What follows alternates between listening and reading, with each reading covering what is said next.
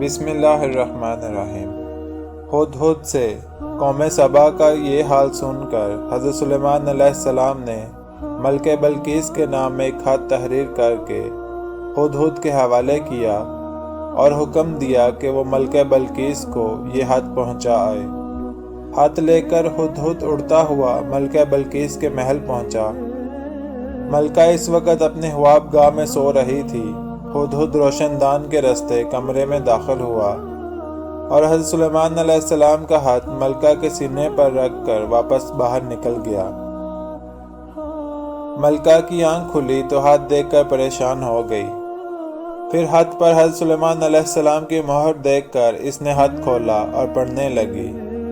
Video کو شروع کرنے سے پہلے آپ سے گزارش ہے کہ ہماری حوصلہ افزائی کے لیے ویڈیو کو لائک اور چینل کو سبسکرائب کر دیں۔ شکریہ۔ ہاتھ میں یہ لکھا تھا، اپنی طاقت اور قوت پر ہرگز اتنا ناز اور تکبر نہیں کرنا چاہیے، بلکہ خداوند و برتر کے حضور جھک جانا چاہیے۔ اس کی رضا کو اپنا نصب العین اور اس کے احکام کی پابندی کو اپنا شیوا بنانا چاہیے۔ ہاتھ پڑھ کر ملکہ بلقیس نے اپنے درباریوں کو طلب کر کے حضرت سلیمان علیہ السلام کے بارے میں دریافت کیا کہ وہ کون ہیں اور کہاں کے رہنے والے ہیں۔ درباریوں نے بتایا کہ حضرت سلیمان علیہ السلام بہت طاقتور اور جلیل القدر بادشاہ ہیں، جو خود کو پیغمبر کہتے ہیں اور لوگوں کو دین حق کی دعوت دیتے ہیں۔ یہ سن کر ملکہ نے درباریوں کو حضرت سلیمان علیہ السلام کے خط کے بارے میں بتایا اور انہیں خط کی عبارت سنا کر ان سے مشورہ مانگا کہ اس خط کا کیا جواب دیا جائے۔ درباریوں میں سے چند بڑے ارکان حکومت نے کہا، ہمیں حضرت سلیمان علیہ السلام سے خوف نہیں کھانا چاہیے، کیونکہ ہمارے پاس بے حساب جنگی ساز و سامان ہے۔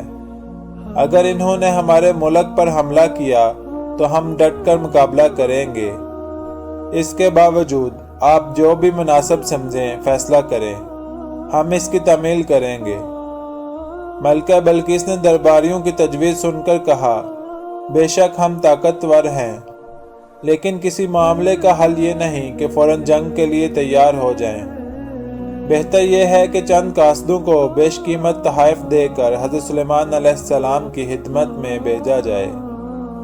اس بہانے قاصد ان کی شوکت و عظمت کا بھی بخوبی اندازہ لگا آئیں گے اور یہ بھی پتہ چل جائے گا کہ وہ ہم سے کیا چاہتے ہیں۔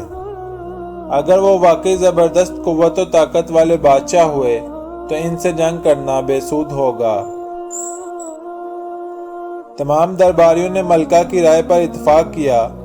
تب ملکہ نے بیش قیمت تحائف کے ساتھ چند ایلچی دربار سلیمانی میں روانہ کیے۔ یہ ایلچی جب دربار میں پہنچے اور انہوں نے حضرت سلیمان علیہ السلام کی خدمت میں تحائف پیش کیے تو حضرت سلیمان علیہ السلام نے تحائف دے کر ایلچیوں سے فرمایا، تم جو قیمتی اشیاء سے مجھے بہلانے آئے ہو، ان سے زیادہ قیمتی اشیاء میرے اللہ نے مجھے عطا کر رکھی ہیں۔ میرے نزدیک تمہارے مال کی کوئی حیثیت و اہمیت نہیں ہے۔ ملک و حکومت اور مال و دولت میرا نصب العین نہیں ہے۔ میں تو کلمہ حق بلند کرنا چاہتا ہوں۔ میری خواہش ہے کہ تمام لوگ احکامات الہی کے پابند ہو جائیں۔ تم یہ تحائف واپس لے جاؤ اور اپنی ملکہ سے جا کر کہو کہ اگر اس نے میرے نصب العین میں رکاوٹ پیدا کرنے کی کوشش کی تو میں ایک عظیم الشان لشکر کے ہمراہ آ کر اس کے محل کی اینٹ سے اینٹ بجا دوں گا۔ ایلچیوں نے واپس جا کر ملکہ بلقیس کو حضرت سلیمان علیہ السلام کے جواب سے مطلع کیا، ان کی شان و شوکت کا نقشہ بیان کیا۔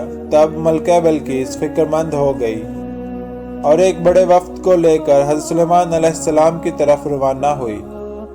وہ اپنے عظیم الشان تخت پر سفر کر رہی تھی جب حضرت سلیمان علیہ السلام کو ملکہ بلقیس کی آمد کا علم ہوا تو انہوں نے درباریوں سے پوچھا، تم میں سے کوئی ایسا شخص ہے جو ملکہ بلقیس کے تخت کو اس کے یہاں پہنچنے سے پہلے لے آئے؟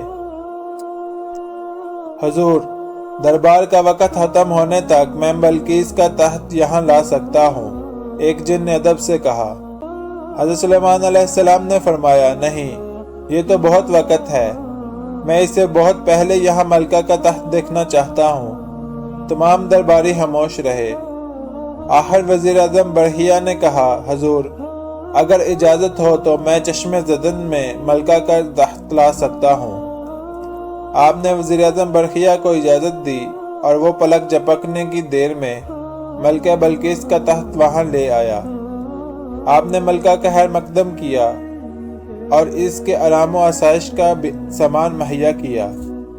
ملکہ بلقیس حضرت سلیمان علیہ السلام کے حسن اخلاق سے بے حد متاثر ہوئی اور آپ پر ایمان لے آئی۔ پھر آپ سے اجازت لے کر اب واپس اپنے ملک چلی گئی۔ اللہ تعالیٰ میرے اور آپ سب کے گناہوں کو معاف فرمائے۔ اللہ آمین یا رب العالمین۔